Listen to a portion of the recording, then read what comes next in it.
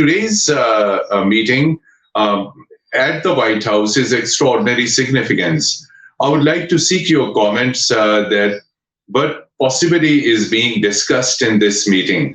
It is a reflection on how Pakistan's image, Pakistan's position, Pakistan's status in Washington has improved since President Trump resumed his second term. Whatever we observed in New York during the UN General Assembly, or what is happening in Washington today, indicates an enhancement of Pakistan's status. How did United States of America views Pakistan's cooperation in counterterrorism domain?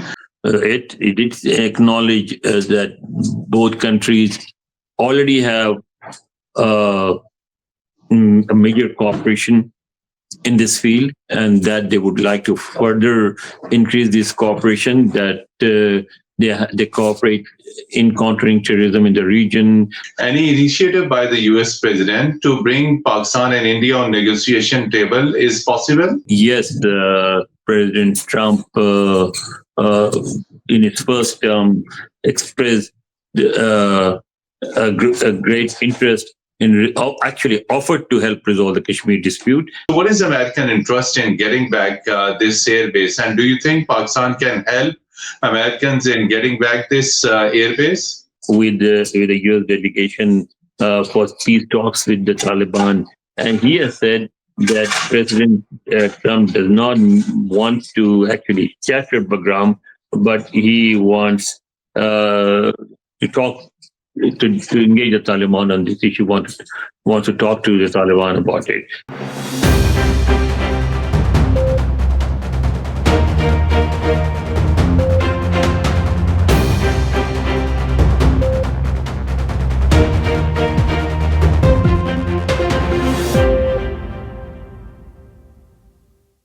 Welcome to in Videos English. Dear viewers, today we have a special broadcast from Washington, D.C. And the significance of today's conversation is Pakistani Prime Minister Shehbaz Sharif is all set to meet President of the United States of America, Mr. Donald Trump, at the White House. He has been specially invited at the White House by US President Trump. This is second meeting of Prime Minister Shehbaz Sharif with US President Trump. Earlier, 2 days before, a Pakistani Prime Minister, along with 8 other Arab Muslim leaders, held a meeting with US President Donald Trump on the sideline of United Nations General Assembly in New York. So, significance of this today's meeting is that within a week, this is second meeting between Prime Minister of Pakistan and US President Donald Trump. It may be recalled that a couple of months before, Pakistan's Army Chief Field Marshal Asim Munir held an extraordinary meeting with the US President at the White House, and the meeting was followed by lunch. So if we currently analyze Pakistan-US relations are witnessing warmth and cordiality of bilateral relations. So in today's conversation, we will discuss that what is being discussed, why United States of America is attaching extraordinary importance to Pakistan. And there is frequency of contacts between Pakistan and United States. We are fortunate to have with us senior journalist and analyst based in Washington, Mr. Anwar Iqbal. Mr. Anwar Iqbal, despite your busy schedule, you have spared time for program Insight in V News English. Thank you so much for joining our broadcast. Thank you very much. Thank you. Mr. Anwar Iqbal, as you are aware, you were also reporting this meeting from United Nations headquarters when Prime Minister Shehbaz Sharif, along with 7 other Muslim leaders, held meeting with US President Trump on the sideline of United Nations General Assembly. Although the focus of that meeting was Middle East peace in Gaza, and the Muslim leaders and the US President did discuss a possible peace deal proposal. But today's meeting at the White House is extraordinary significance. I would like to seek your comments that what possibly is being discussed in this meeting. First of all, I think it will be a mistake to link it to the UN General Assembly. Of course, the Prime Minister came here for the UN General Assembly, but inviting him to the White House is solely a decision of the US President.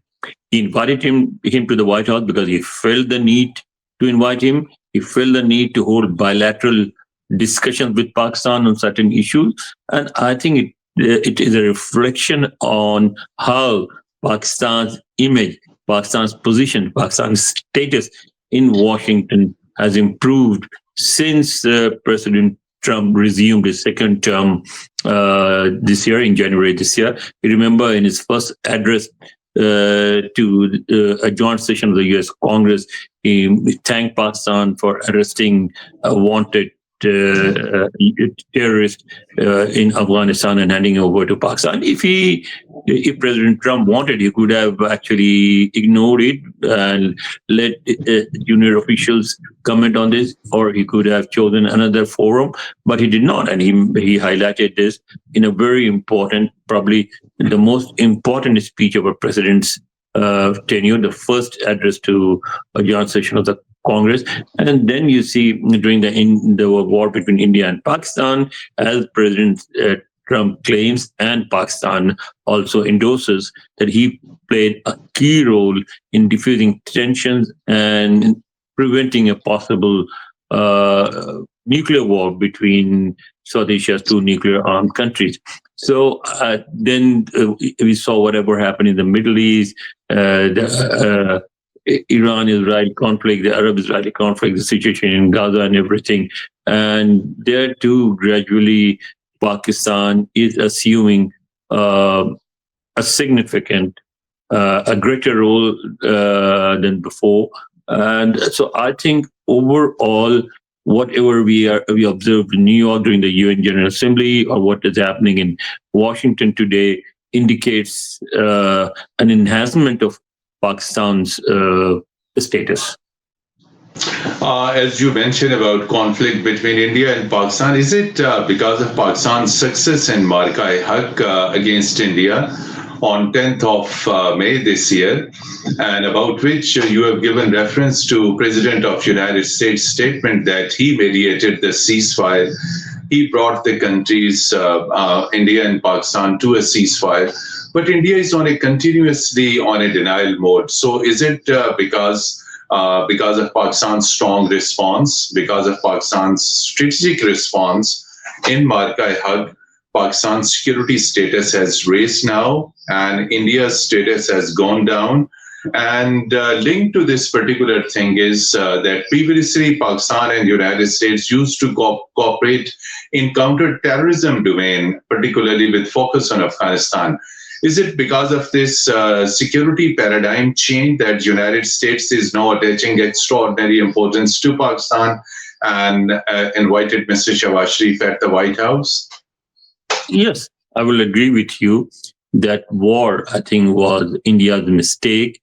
I don't know, for whatever reasons, they thought that they would very easily be able to actually dominate Pakistan if they failed to do so. And it actually, while it was a very dangerous moment for Pakistan, but it also exposed India's weaknesses and enhanced Pakistan's status as a key country in South Asia, which is very capable of defending itself. So, and that naturally, the way we defended ourselves has definitely increased our position, not only in the region, but in global affairs.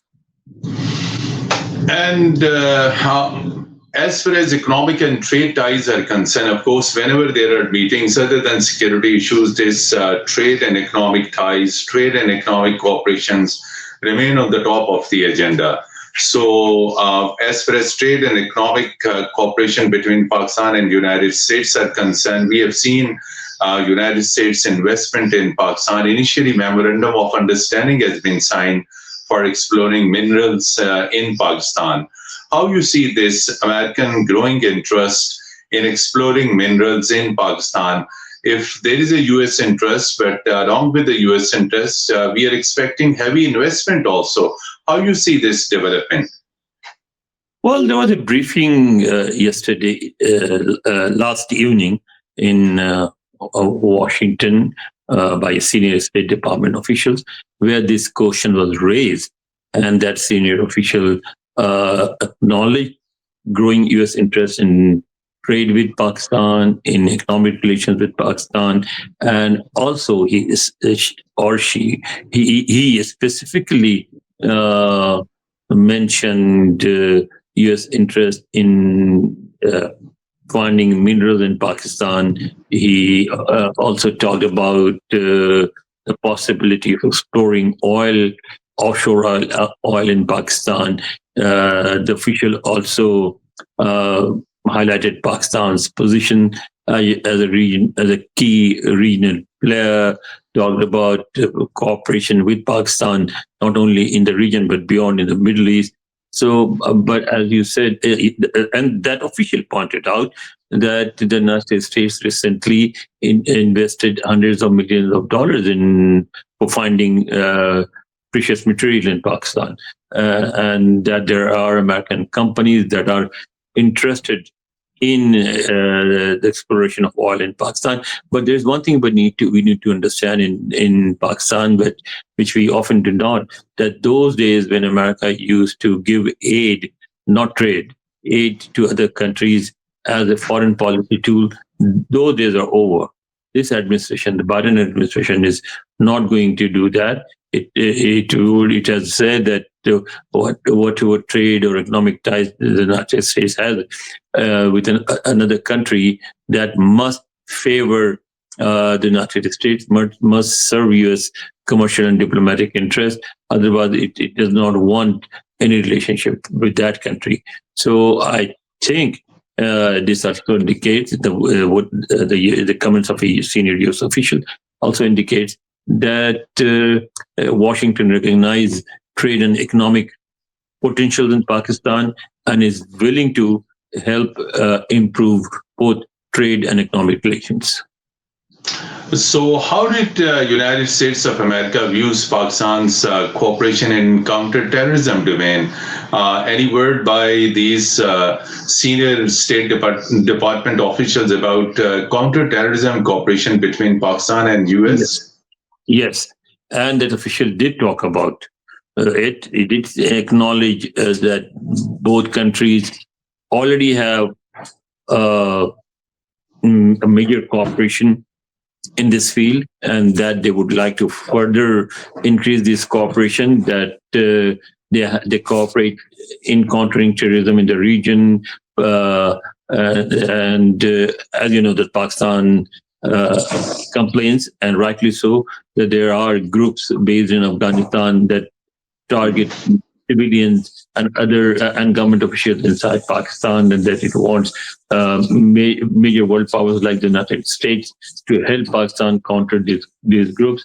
And the impression I got from yesterday's briefing, I mean, although the official didn't say in so many words, the impression I got is that the United States is willing to help Pakistan counter these terrorist groups.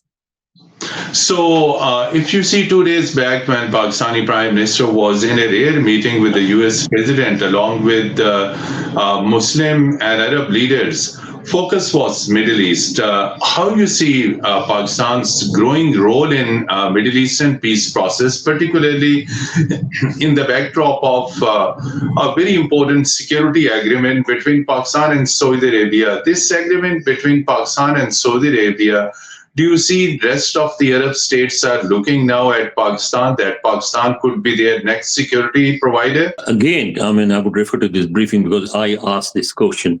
I asked for the officials' comments on this agreement between Pakistan and Saudi Arabia, and the officials said that they were aware of that, they have seen this patch, and that they are actually reviewing its contents, and we're not in a position to comment yet.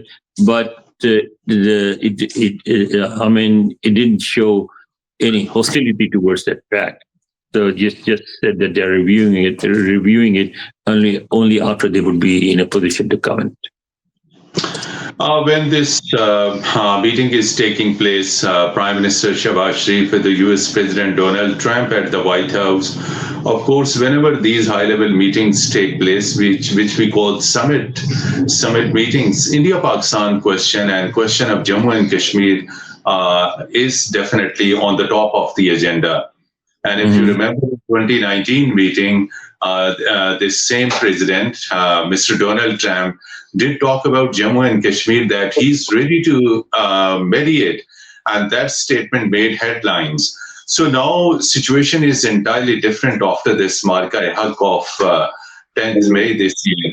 So do you think what else role United States president can play? Keeping in view that US president has now talked more than 30 times that he brought ceasefire between India and Pakistan, but India is not ready to accept this. So do you think any initiative by the US president to bring Pakistan and India on negotiation table is possible? It's interesting that you are raising the issue that were already discussed in this briefing, so I don't have to really speculate. I can actually tell you what the US thinks. I mean, the official was asked about this uh, particular issue, and he was reminded that yes, President Trump, in his first term, expressed uh, a great interest actually offered to help resolve the Kashmir dispute, and but the dispute still remains unresolved. And would the United States be interested in helping resolve this more than 70-year-old dispute? To which the official was very clear. He said that the United States, for quite some time, the United States has a stated policy on this issue that Kashmir is a dispute that need to be resolved between India and Pakistan, and that Washington is ready to play a role if both Islamabad and New Delhi ask Washington to do so. About Middle East, 2 days back there was a lot of discussion and a joint communique was also issued.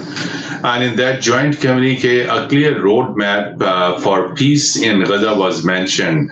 And the Muslim leaders urged that there should be first immediate ceasefire. And the American side raised the issue of the release of hostages who are being kept by Hamas. So the question is, a lot of proposals have been discussed. What do you think? What is the next phase of this peace process and peace proposals that have been discussed with one of the key Muslim leaders, including there was a Turkish president, there was Emir of Qatar, there was Saudi foreign minister in that, and of course there was Egyptian president. There was many other. There was Indonesian one. Pakistani prime minister was also there. So the future of the proposals discussed and now mentioned in the joint communique. Do you think peace is imminent? I think Americans have actually what I don't think, but actually we all know, as President Trump said and others have said, that they have a plan for restoring peace to the Middle East, and they're working on it. And apparently, they will. Washington will also support the move for a Palestinian state, a two-state, what we call the two-state solution. But they're not willing to talk about it yet because they first want the Gaza dispute to be resolved. The way Israelis want to resolve the dispute is that they want to evict all Palestinians from there, and they want to merge that part of the Palestinian land with Israel. America does not support that. America is against eviction. But whichever way this dispute settles down, after that they would like to establish to see a Palestinian state happening. But apparently, that Palestinian state would only include the West Bank, and it will have very limited powers. But there will be the Americans want to form a peacekeeping force which will work under the United Nations, and it will comprise almost entirely of troops from Muslim countries like Pakistan.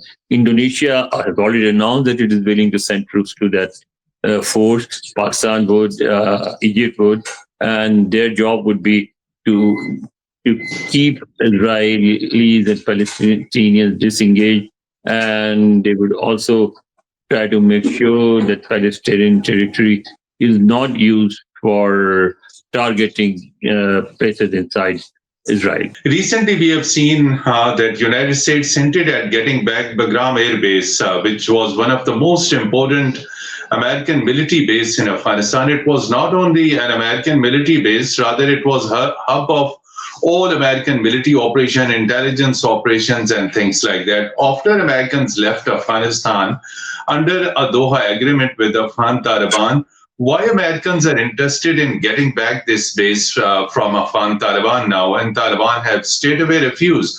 So, what is American interest in getting back this air base? And do you think Pakistan can help Americans in getting back this air base? Very interesting that you once again raised something that was discussed at the briefing. And This issue was raised. Yes, it was raised. And the US official, the State Department official said that President Trump was very clear and he said what he said, and that the official said that he would not be able to add anything to it. But since then there are others who have commented on it, including Zalmay Khalilzad, who is the official who negotiated a peace deal between the Taliban and the United States during the first Trump administration. He 2 weeks ago he visited Afghanistan with a U.S. delegation for peace talks with the Taliban, and he has said that President Trump does not want to actually capture Bagram, but he wants to talk to engage the Taliban on this issue, wants to talk to the Taliban about it. I think Americans realize that, I mean, they can, of course, retake Bagram Air Base. It's not very difficult. But if they do, then it will lead to more problems for the United States and the global community than anything else, because the Taliban are not going to hand it over. They will resist it, and then America will be required to keep its troops in the ground for quite some time, and they will become a sitting target for Afghan insurgency. And I think it will be a very, very difficult situation for the Taliban, and they do not want it. So while Pakistan United States relations are getting closer and closer, there is a political in the political domain, in bilateral domain, and economic and trade domain, and strategic domain. Both countries are quite close now. So, what do you think? How Beijing would be viewing this closeness of Pakistan with Washington at a time when Islamabad enjoys very warm and strategic relations with Beijing? Do you think this meeting can have any effect on Pakistan's relations with China? That is the test of our diplomacy, Mateen. We have had good relations with two major powers, the United States and China, and we are still trying to continue in that way. So far, we have been successful. I don't know what will happen in the future.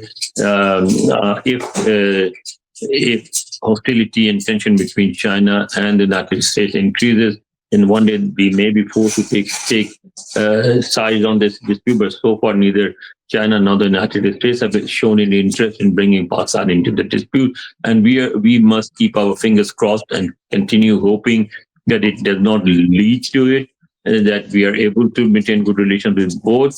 But the way the situation is moving, it looks very bad. It could go either way. The situation between China, the relationship between China and the United States may increase, and then if it does, then it will be Pakistan. It will be comfortable for Pakistan. It will not have to take any decision. But if it does not improve, then Pakistan will be forced to take a decision on this issue, and it will be very difficult for Pakistan to give up one for the other. We want to have good relations with both China and the United States. So, Anwar Iqbal Saab, over last 1 month, we have seen a very high tide of terrorism in Pakistan, particularly in Khyber Pakhtunkhwa, where there have been dozens of cross-border terrorist attacks, militants crossing over from Afghan territory, carrying out attacks, and in almost one day, we have seen statements from inter-services public relations that Pakistani security forces have been killing 40, 45, even 50 terrorists. And recently, same month, we have seen one of the deadly attacks in Banu that claimed more than 12 soldiers' life. They embraced martyrdom. How do you see this terrorism phenomena, which emanates from Afghanistan? So, do you think uh, Pakistan can seek more defense equipment, although Pakistan is fighting this at its own? But do you think Pakistan needs some of the more modern defense equipments which are purely meant to fight terrorism for counter-terrorism purpose? Can United States assist something? I think the Americans have provided helicopters and other equipment for this war.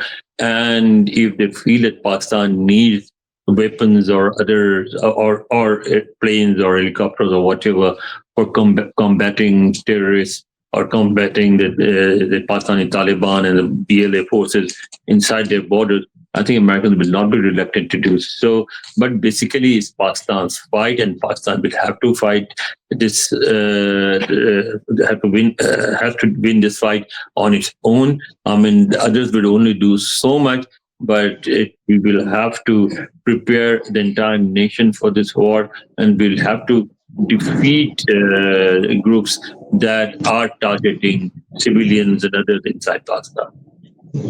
Coming back to this meeting between President Trump and Prime Minister Shahbaz Sharif, which is still in progress in Washington at White House, most of the Pakistani prime ministers, most of the successive governments, they've already, or they always tried to have meeting with the U.S. presidents. With the good ties and good relations with Washington is considered as a factor for stability of the government. So, what do you think after this meeting? The United States will be backing and will be supporting democratic stability in Pakistan?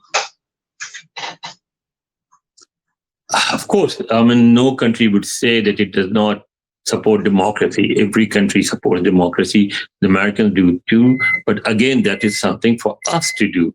If we want democracy, there we know what is democracy, what are its parameters, how to make democracy functional, what is the role of the government in a democracy, what is the role of opposition parties in a democracy, how important it is to hold fair and free elections and everything. So again, because whatever others do will not go very far. It is ultimately Pakistan that has to decide that it wants a democracy and has to decide what kind of democracy it wants, and then to implement that decision and to actually make efforts to establish a functioning democracy in Pakistan. So, other than India-Pakistan war, Pakistan-United States relation, there is another factor that is called war of narratives. The narratives, whose narrative wins. So, how you see, since you are sitting now in Washington and we are having conversation over here, how Pakistan narrative is viewed in Washington on different things, on India-Pakistan, on counterterrorism, on different things. Pakistani narrative gets more weightage now in Washington and in other world capitals since that war with India. And Pakistan has once again been recognized as a very important country which has borders with countries like China, India, Iran, Afghanistan, and any country that is located in a region like this cannot and must not be ignored. And I think once again there was a time until a year ago when it looked as if Pakistan has almost been forgotten in Washington, but now Pakistan is getting back into discussions. It is not still there where it was during the Afghan war, and that probably will not happen anytime soon because there is no need for America to get that involved in Pakistan. But Pakistan is again being recognized as a key player, and Pakistan's narrative is being heard, listened to, and considered seriously.